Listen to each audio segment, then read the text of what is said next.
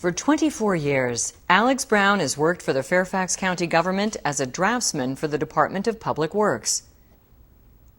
What many of his coworkers don't know is that away from his office, he has a very desirable second career. Alex travels around the country as a Certified Master BBQ Judge, and he gets to sample some of the best down-home, slow-cooked, finely seasoned, mouth-watering barbecue meat in the country.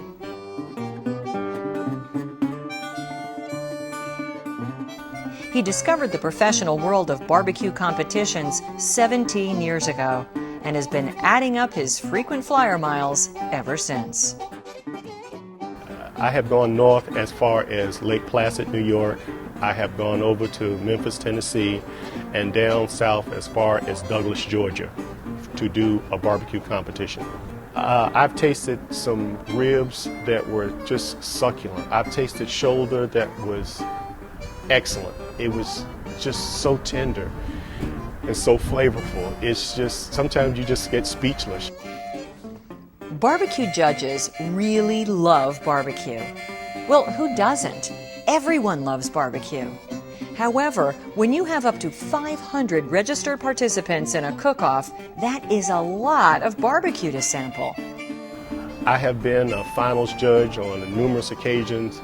A finals judge is a person who judges the top 3 teams in each category.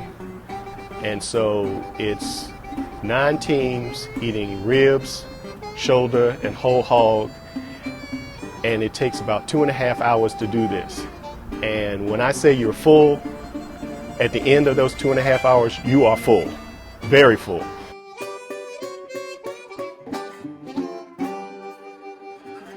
Barbecue competitions have become the fastest growing sport in the nation.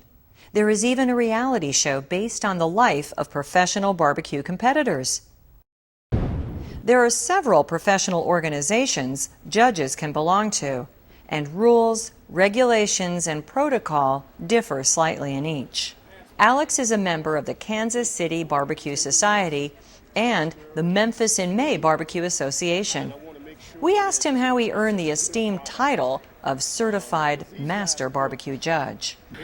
I had to judge 30 barbecue contests. I had to cook with a barbecue team, and I had to take a test.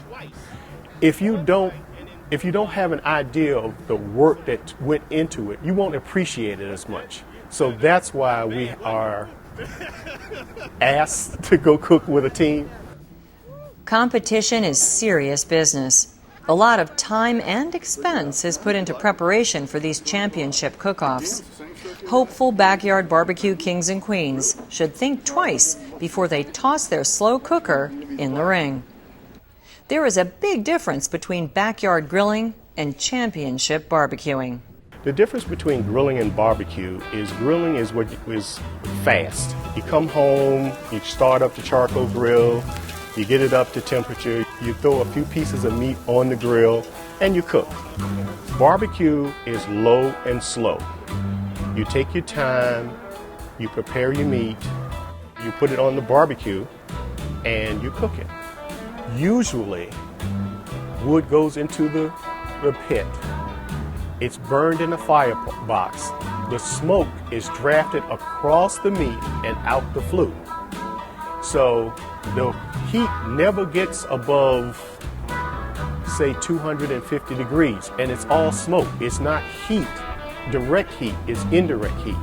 So that's why we always say that the barbecue is low and slow, because it's not going to cook but so fast at 220 degrees or 230 degrees. Some people do a little apple juice in the wood to give it a little flavor. I've even known teams to pour a little bourbon in the wood to give it flavor. I hear some of the best lies in the world. I had a guy tell me that he only uses wood that's been struck by lightning. Barbecue techniques, dry rubs, special wood chips. Who knew there was so much to learn about barbecue? And in the world of professional barbecuing, It's more than just beef, chicken, and pork that can be tossed in a pit and slow cooked. Smoked alligator, Canadian black bear, emu, ostrich, smoked soft-shell crab, wild boar. It's a long list. It's hard for laymen to fully understand the challenges and subculture in the world of professional barbecue competitions. A variation on an old proverb says it best: you gotta walk a mile in the shoes of a pitmaster. A lot of these competitions, the folks who generally compete are competing for pride, one, and prize money. To say that you are the best at what you do, there's a lot of pride in it.